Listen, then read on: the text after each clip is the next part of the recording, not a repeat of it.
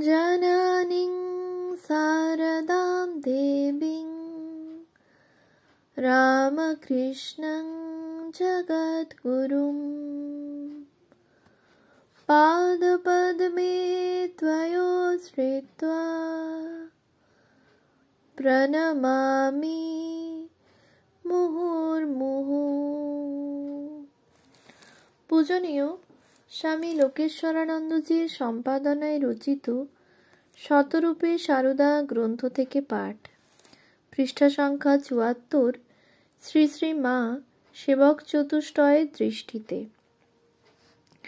স্বামী শারদানন্দ যেমন শ্রী রামকৃষ্ণকে জানতেন দেহধারী স্বয়ং ভগবান বলে, তেমনি শ্রী রামকৃষ্ণের লীলাসঙ্গিনী সারদা দেবীর ঐশী সত্তা সম্বন্ধেও তিনি নিঃসন্দেহ ছিলেন।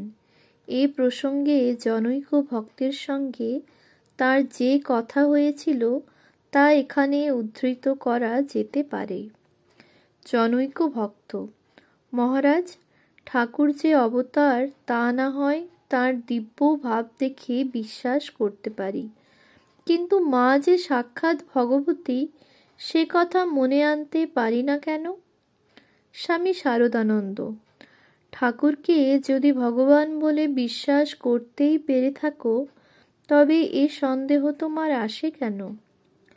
ভক্ত: আমার এ সন্দেহ কিছুতেই দূর হচ্ছে না।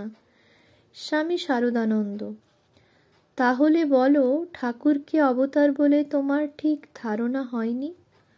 ভক্ত বিনীতভাবে: না মহারাজ, ঠাকুরের সে বিশ্বাস আমার আছে। স্বামী শারদানন্দ দৃঢ় কণ্ঠে: তোমার তাহলে বিশ্বাস ভগবান একটি ঘুঁটে কুড়োনির মেয়েকে বিয়ে করেছিলেন? উৎস: উদ্বোধন শ্রী শ্রী মা শতবর্ষ জয়ন্তী সংখ্যা বৈশাখ ১৩৬১, পৃষ্ঠা ১৬-৭। স্বামী শারদানন্দ ব্রহ্মচারী প্রকাশচন্দ্র, বসুমতী সাহিত্য মন্দির, কলিকাতা, ১৯৩৬, পৃষ্ঠা ২০৩। ১৯১৬ খ্রিস্টাব্দে দুর্গাপূজার কয়েকদিন শ্রী মা বেলুর মঠের উত্তরের বাগানবাড়িতে, এখন যেটি লেগেট হাউস নামে পরিচিত, ছিলেন।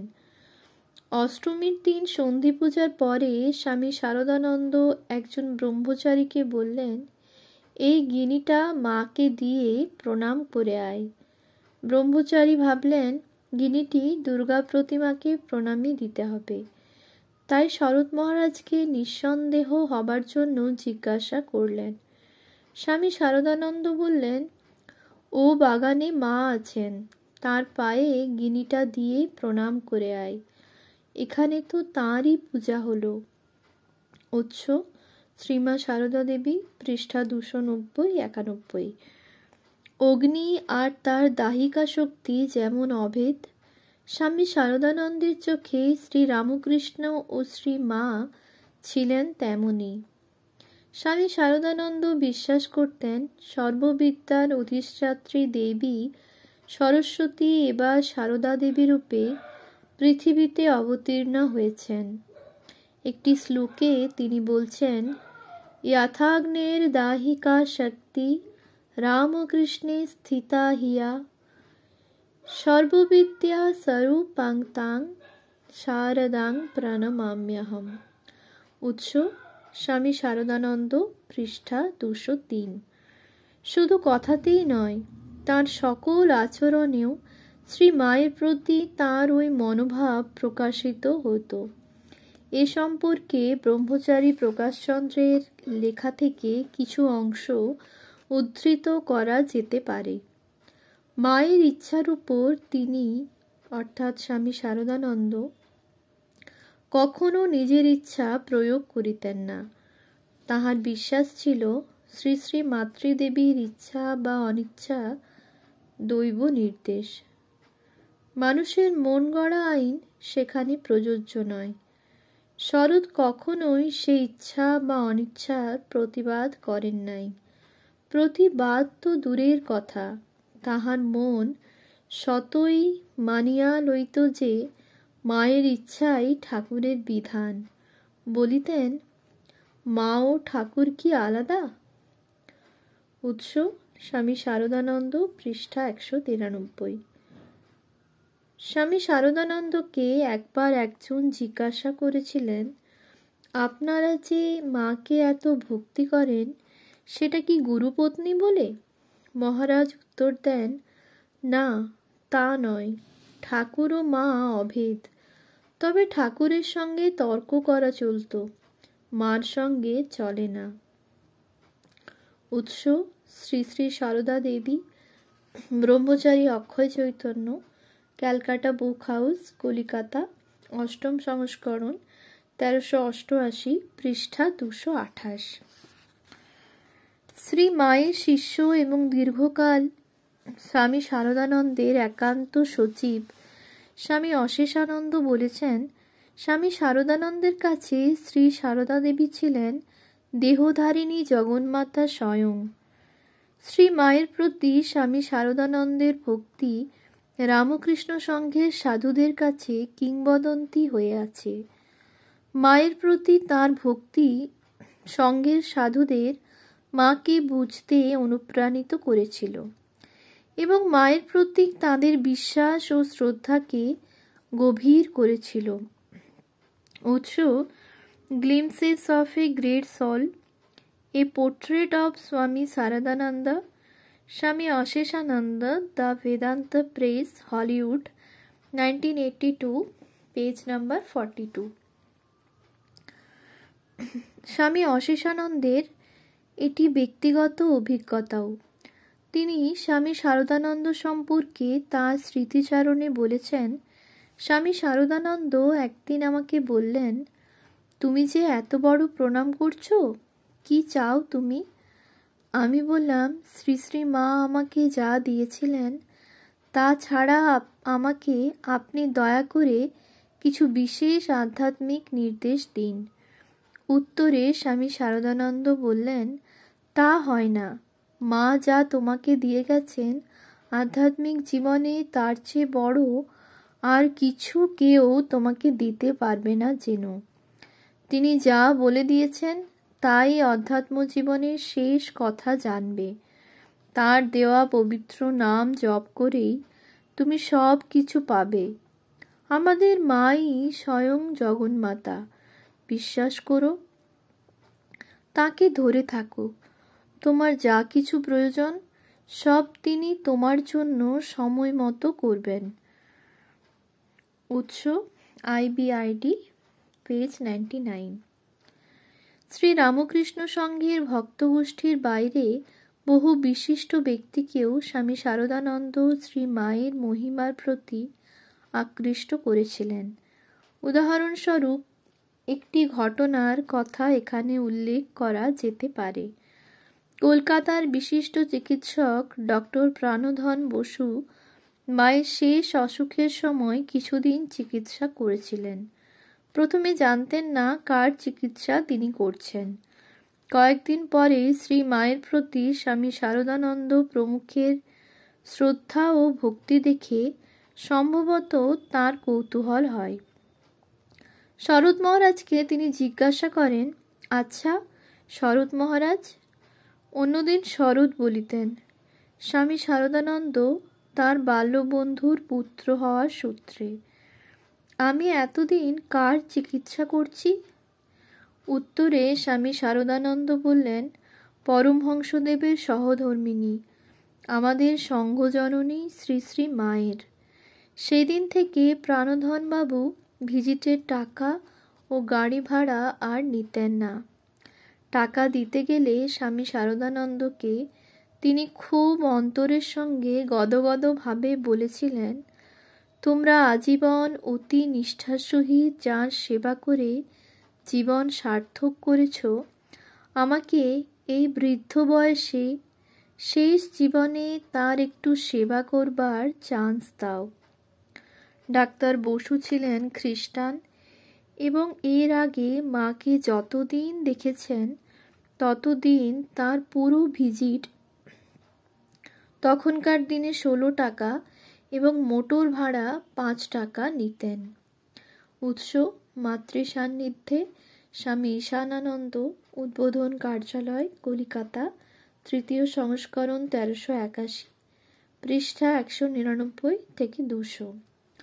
বলা বাহুল্য, তার মনোভাবের পরিবর্তনের মূলে ছিল স্বামী শারদানন্দের মায়ের প্রতি আচরণ ও শ্রদ্ধার প্রভাব।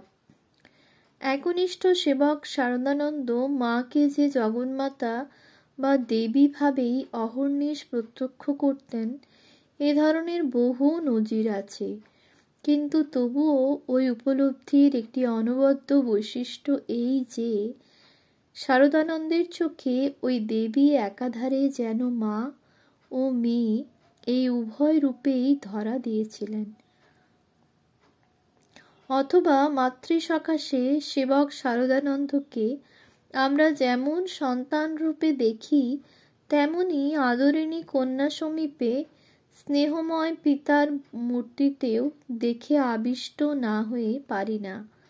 আবার হয়তো কখনো মনে হবে নবাগতা বধূমাতার কাছে যেন তার প্রাজ্ঞ শ্বশুর।